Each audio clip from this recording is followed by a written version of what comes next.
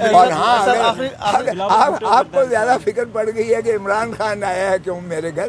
دیکھیں عمران خان کا آنا میں سمجھتا ہوں سبھی کو یہ رواداری کی جو ہے یہ دینا چاہیے کہ ہم ایک دوسرے کی غمی خوشی میں بالکل شریک ہونا چاہیے. سیاست اپنی جگہ پر ان کے آنے سے کیا میرے کوئی متزلزل ہونے کا کسی کو شائبہ ہو سکتا ہے, کسی کو ہو سکتا ہے شائبہ. او بھائی بھٹو کا خون اور بی بی کا خون جو ہے عوام اور قوم کے لیے اور ملک کے لیے انہوں نے دی. میں نہیں چاہتا کہ عمران خان بھی اسی طرح شہید کیا جائے جس طرح ان کو شہید کیا گیا ہے. یہ امیر ہو یا غریب ہو اس میں کوئی تفویض اور تمیز نہیں کی جا سکتی ہے. اچھا سر آپ بتائیے گا, خان صاحب کی جو ہے وہ آپ سے ملاقات ہوئی, خان صاحب آپ کے گھر بھی ہے اور آپ نے جو ہے خبریں سامنے آ رہی ہیں کہ آپ ان کی قانونی ٹیم کا بھی حصہ بن گئے ہیں. کیا آپ ہم سمجھے کہ آپ نے پیپلز پارٹی چھوڑ دی؟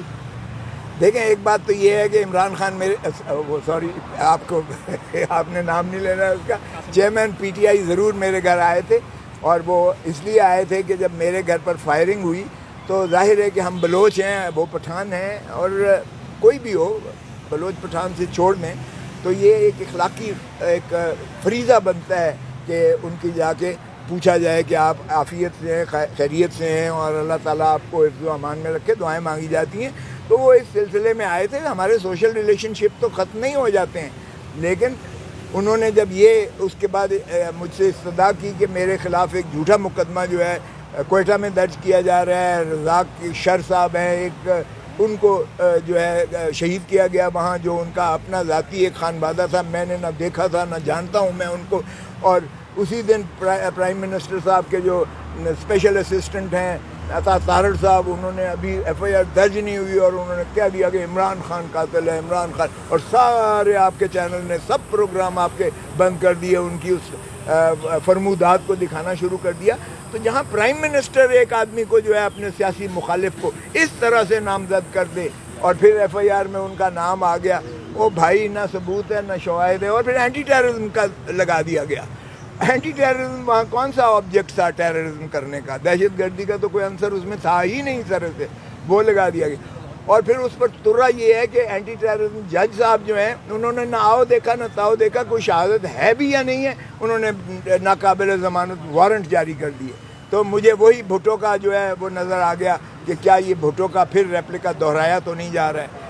میں چونکہ ان میں وکیل رہا ہوں, رانی شہید بے نظیر بھٹو کا بھی وکیل رہا ہوں, تو میں نے یہ چیزیں ہوتی دیکھی ہیں. ایک اور سانحے کا پاکستان متحمل نہیں ہے, ایک اور جو ہے پرائم منسٹر کو لحد میں اتارا جائے یا پھر ایک عدالتی قتل ہو, یہ اس کا متحمل نہیں ہے. تو میں نے بالکل, انہوں نے جب مجھے یہ ریکویسٹ کیا کہ میں ان کا وکیل اس کیس میں بنوں, تو میں بالکل اس کیس میں وکیل بنا ہوں.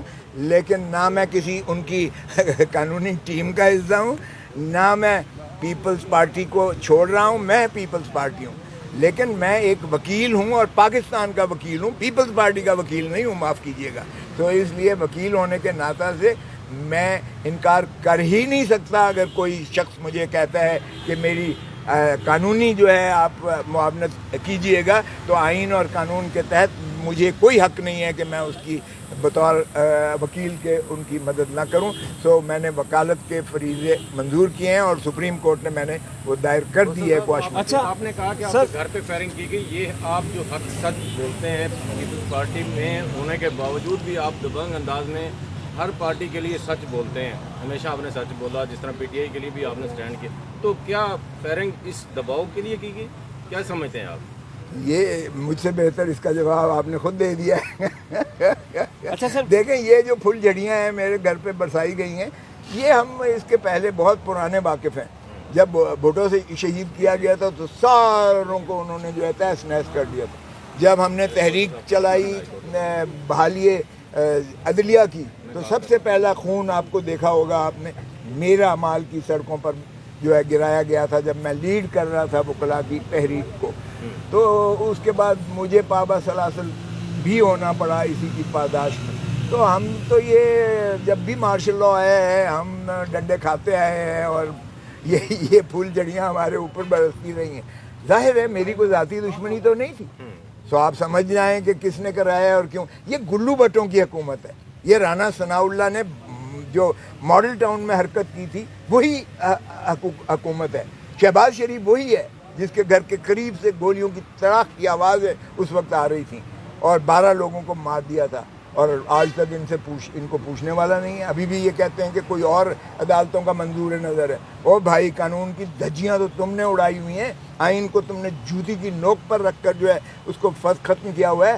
جمہور کو آپ حق نہیں دے رہے ہیں، لوگوں کو ووٹ کا حق نہیں دے رہے ہیں، لوگوں کو اسمبلیاں بنانے کا حق نہیں دے رہے ہیں، لوگوں کو آپ ان کی حق حکمرانی حکومت سے جو ہے محروم کیا ہوا ہے. آپ نے پاکستان کو سرزمین بے آئین بنا دیا ہے. تو میں تو کہتا ہوں کہ یہ رانا ثناء اللہ ہی اس کے پیچھے جو ہے ہو سکتا ہے، یا یہ گلو بٹوں کی حکومت ہو سکتی ہے.